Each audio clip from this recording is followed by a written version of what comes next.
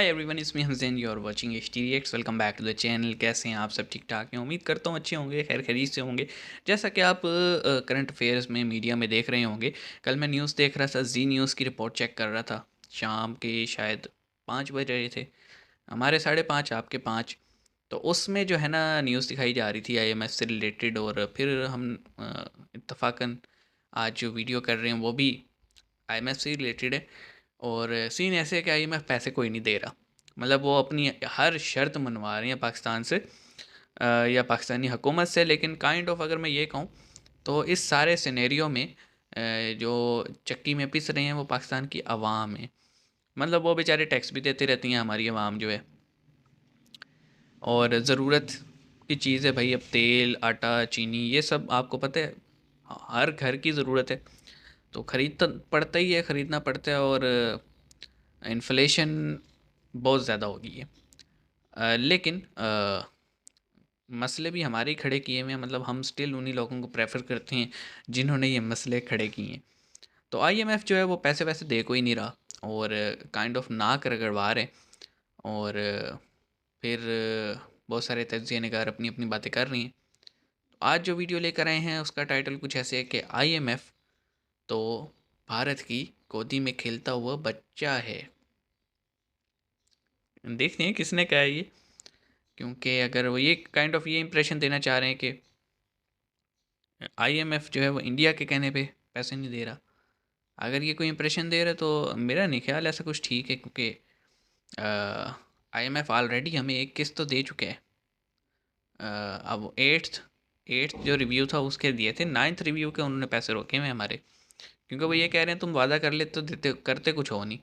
बहरहाल वीडियो देखते हैं, बड़ी बातें कर ली, एंड पे भी कुछ बात करेंगे।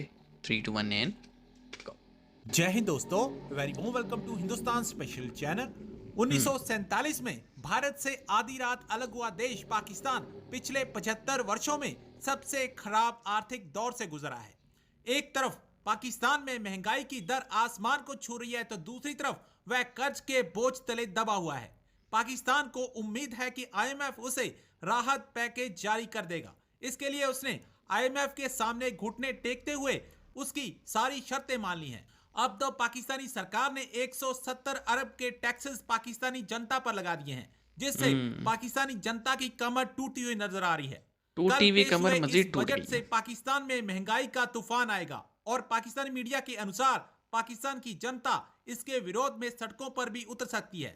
दूसरी तरफ पाकिस्तानी मीडिया यह चर्चा कर रहा है कि भारत ने फ्रांस और अमेरिका के साथ इतिहास की सबसे बड़ी डील कर दी है, और हम अभी भी आईएमएफ के आगे हाथ फैला रहे हैं। जो मिस्टर डॉलर अभी आए हैं रिसेंटली, इन्होंने कहा था कि मैं आईएमएफ की आंखों में आंखें डालकर बात करूंगा। ये कौन होते हैं हमें डिक्टेट करने वाले? आपका क्या ख्याल है, वो सारे इन चीजों को नहीं देख रहे कि क्या उन्होंने कहा होगा पुत्र तू और आ तो सबसे सही। बड़ी जो मैंने आपको बात कही थी, इस वक्त आपका IMF is under Indian influence, I don't is think so. A baby child for them. और उन्होंने उनको बाबर करा दिया है वॉशिंगटन डीसी कि we are the only saviour for you, we are the only one can stand against China. तो वो उनकी हर बात सुनते हैं। और आईएमएफ जो है वो अमेरिका का बच्चा है, सबसे ज्यादा फंडिंग आईएमएफ को अमेरिका देता है। इस वक्त वो सारी डिक्टेशन भारतीय लाबी से लेते हैं।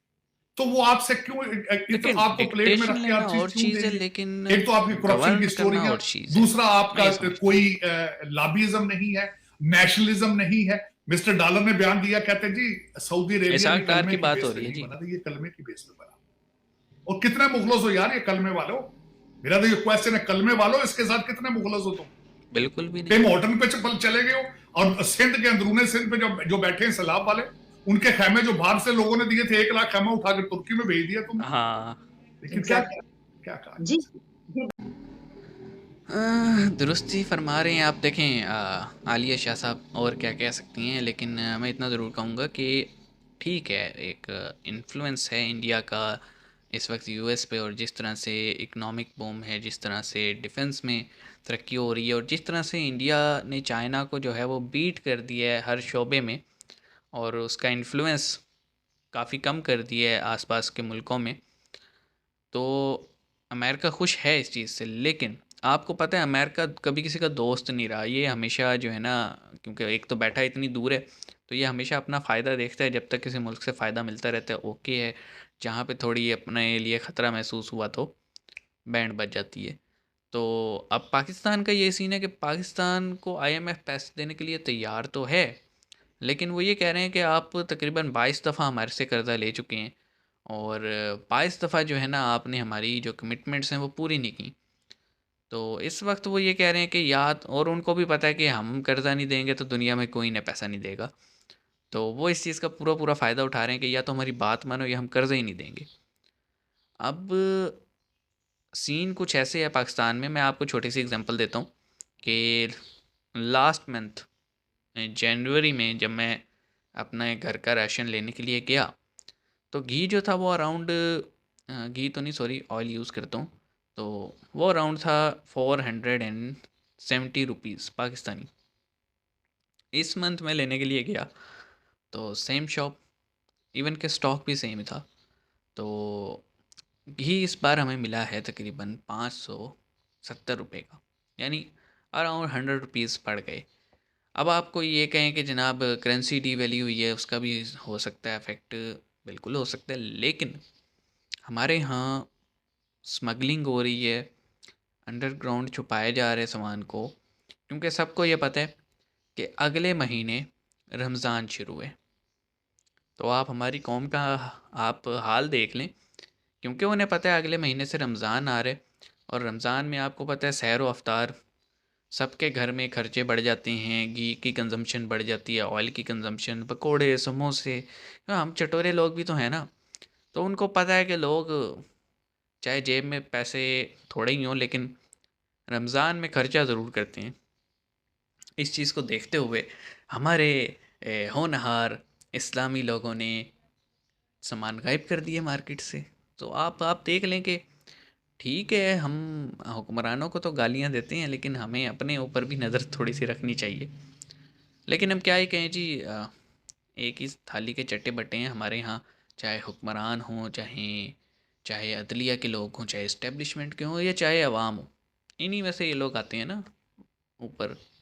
तो चलो कोई बात नहीं, जैसे चल रहे चलने देते हैं।